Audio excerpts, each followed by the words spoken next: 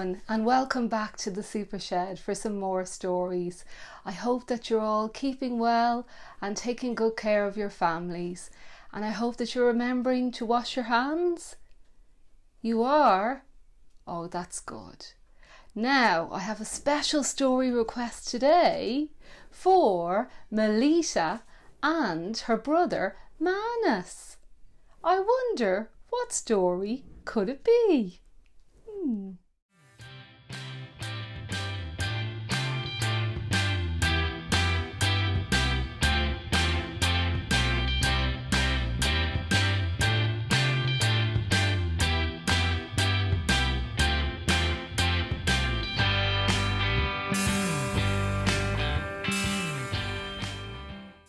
Dun dun dun! Our story today, especially for Manus and Melita, is Dr. Ted.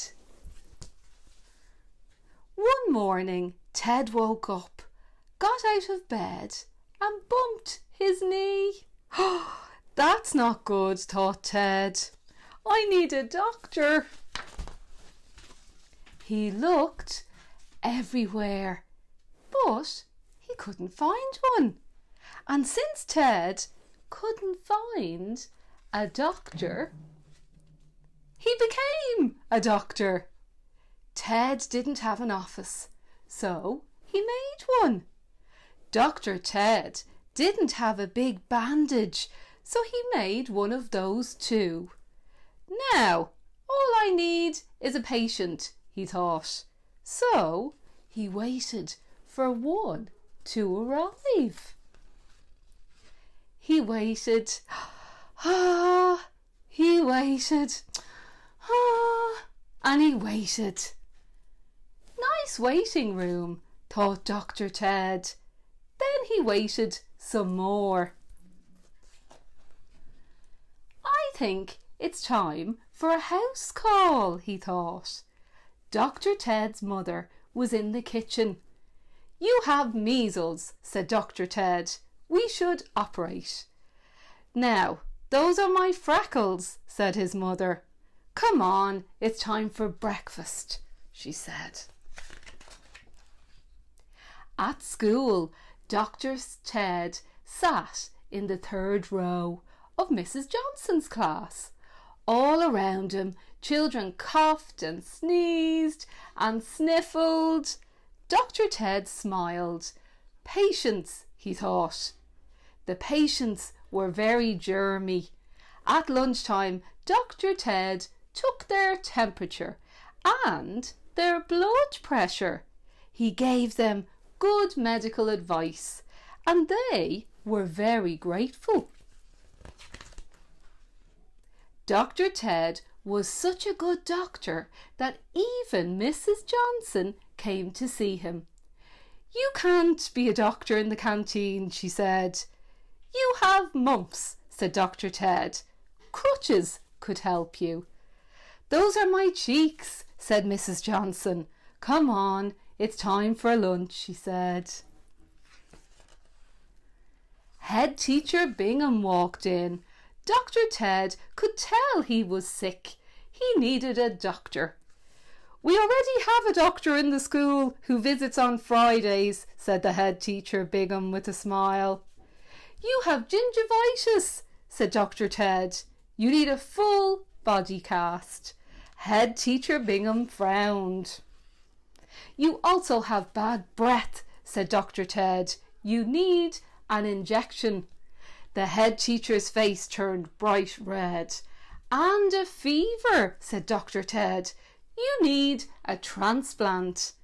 We already have a school doctor. Head Bingham teacher pointed towards the door. We could do something about those smelly feet, said Dr. Ted. Go home, said teacher Bingham. Dr. Ted was very sad. He packed up his bandage and he went home. And that night he took 2 biscuits and went straight to bed. The next day, at breakfast time, Ted sat on a bench and he sighed.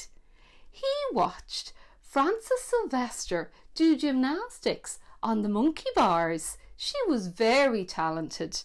Everyone thought so, especially Mrs. Johnson and head teacher Bingham.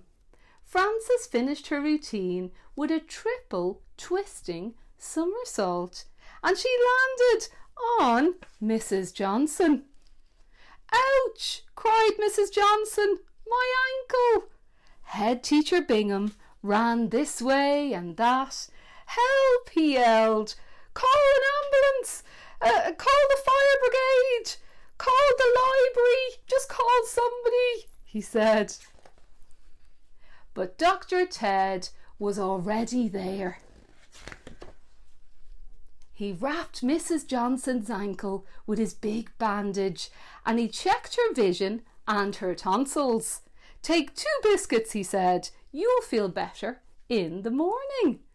Just then the ambulance arrived, and the fire brigade, and the librarians. "It's a good thing you had Dr. Ted," they all said. "There's always room for another school doctor," Mrs. Johnson said. "My work here is done," said Dr. Ted. "Keep the bandage," he said. Head teacher Bingham's face turned bright red. "You really should do something about that fever," said Dr. Ted.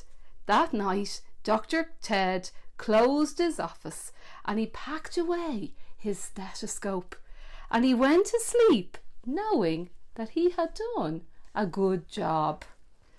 The next morning, Ted woke up and he got out of bed and sniffed the air. It smelt like burnt toast. "That's not good," thought Ted. "I need a fire engine," he said. And that's the end of our story today from Manus and Melissa. I hope you enjoyed it. Now, I hope everybody is really busy at home drawing superheroes for our competition.